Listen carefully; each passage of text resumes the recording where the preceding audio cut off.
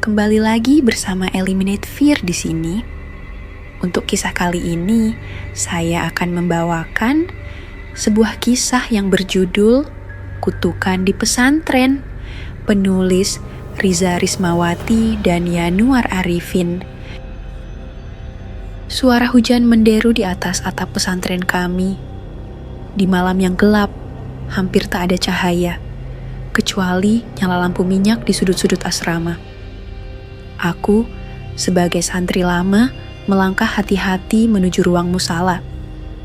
Malam ini terasa berbeda, seperti ada beban berat yang menggantung di langit dan seakan menunggu untuk turun.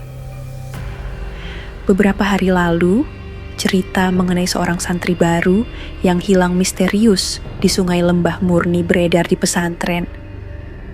Mereka bilang gadis itu Zara, menghilang setelah ikut aktivitas ekstrakurikuler di tepi sungai. Ibu-ibu di dapur, biasanya ceria, kini berbisik penuh kekhawatiran.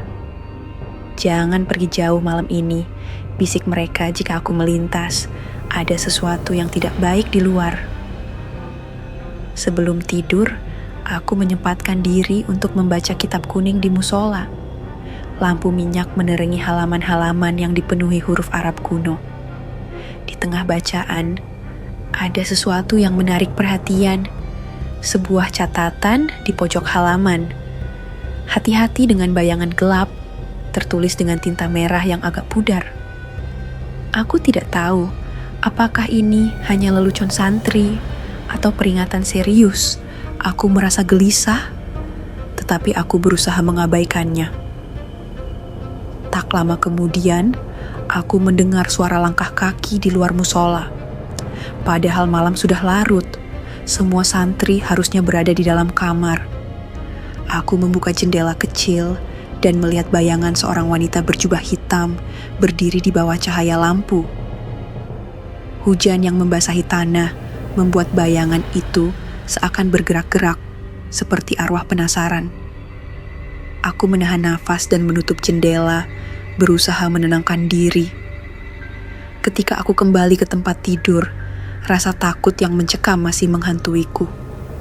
Aku berusaha memejamkan mata, tetapi bayangan wanita berjubah hitam itu terus menghantui pikiranku. Keringat dingin mengalir di dahi, dan aku merasa merinding. Pagi itu, ketika sinar matahari mulai menyapu pesantren, berita tentang hilangnya Zara semakin ramai. Beberapa santri menyebutkan bahwa mereka melihat sosok serupa dengan Zara di sekitar sungai pada malam sebelum dia menghilang. Ketika aku mencoba mencari tahu lebih lanjut, seorang senior santri bernama Ilham memberitahuku bahwa ada legenda lama tentang kutukan yang melanda pesantren. Menurut cerita orang-orang tua, katanya ada arwah seorang wanita yang mati terkutuk di sini beberapa dekade lalu. Konon, arwahnya gentayangan dan menghukum siapa saja yang melanggar aturan atau meninggalkan pesantren pada malam hari. Aku tak mempercayai cerita itu sepenuhnya, tetapi malam itu aku merasa tidak nyaman. Ketika semua santri tidur, aku memutuskan untuk memeriksa sekitar pesantren. Hujan sudah berhenti, dan udara malam terasa dingin dan sepi. Aku berjalan menuju sungai, tempat terakhir Zara terlihat. Setibanya di tepi sungai, suasana terasa sangat tenang. Namun, tiba-tiba aku merasakan ada sesuatu yang mengikuti dari belakang. Suara langkah kaki lembut terdengar di antara dedaunan. Aku berbalik, dan di sana, bayangan hitam dengan mata merah menyala, menatapku dari kejauhan. Aku berlari kembali ke pesantren, nafas terasa sesak, dan jantungku berdetak cepat. Di kamar, aku mencoba tidur, tetapi mata ini enggan terpejam. Tiba-tiba, aku terjaga oleh suara bergemerisik di luar. Aku keluar dan melihat bayangan hitam itu berdiri di depan asrama. Kali ini, sosok itu lebih dekat, dan aku bisa melihat wajahnya. seorang wanita dengan ekspresi kesedihan dan kemarahan. Aku berusaha menenangkan diri dan mendekati sosok itu dengan hati-hati. Tetapi saat aku melangkah lebih dekat, sosok itu tiba-tiba menghilang dalam sekejap. Ketika aku melangkah mundur, suara wanita itu terdengar jelas. "Kembalikan apa yang telah diambil," katanya dengan suara bergetar. Aku tidak tahu apa yang dia maksud, tapi rasa takutku semakin meningkat. Aku berlari ke dalam asrama dan membangunkan teman-temanku, termasuk Ilham, yang terlihat lebih serius dari biasanya. Ilham dan aku memutuskan untuk mencari tahu lebih lanjut mengenai kutukan itu. Kami berkumpul dengan beberapa teman santri dan mulai menggali informasi dari perpustakaan pesantren. Di sana, kami menemukan catatan lama tentang wanita terkutuk. Nama wanita itu adalah Nyai Aisyah, istri dari seorang kiai yang sangat dihormati, bernama Kiai Zainul. Catatan itu mengisahkan bahwa Nyai Aisyah dihukum mati karena fitnah yang tidak berdasar. Ia dianggap terkutuk dan menuntut balas kepada siapa saja yang melanggar kehormatannya atau meninggalkan pesantren pada malam hari. Kami merasa perlu untuk melakukan sesuatu. Dengan bantuan beberapa orang tua, kami melakukan ritual pembersihan untuk meminta ampun dan memohon keselamatan. Kami mempersiapkan segala sesuatu dengan hati-hati, membaca doa-doa khusus, dan menyiapkan perlengkapan ritual seperti air suci dan daun-daun tertentu. Upacara-upacara berlangsung dalam khidmat, di bawah cahaya lilin yang berkedip, dan gemericik doa-doa yang menyentuh hati. Ritual itu cukup membawa perubahan. Suasana di pesantren terasa damai kembali, namun ketenangan itu tidak bertahan lama. Pada malam berikutnya, saat kami sedang tidur, aku mendengar suara-suara aneh dari luar asrama. Aku keluar untuk memeriksa. Dan kali ini, bayangan hitam yang menakutkan itu muncul lagi. Tetapi kali ini, dengan bentuk yang lebih jelas. Seolah-olah menunggu sesuatu. Bayangan itu mengarah ke arah perpustakaan. Tempat di mana kami menemukan catatan tentang Nyai Aisyah. Aku mengikuti bayangan itu dengan hati-hati, memastikan bahwa aku tidak mengeluarkan suara.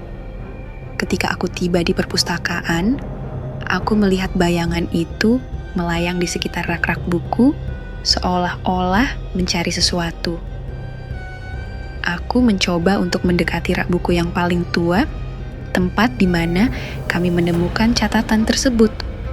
Tiba-tiba, bayangan hitam itu menghilang, dan aku merasa ada sesuatu yang telah berubah di ruangan itu. Aku membuka salah satu rak buku dan menemukan sebuah buku tua yang tidak pernah kami lihat sebelumnya. Buku itu tampaknya memiliki sampul yang sangat tua dan penuh debu.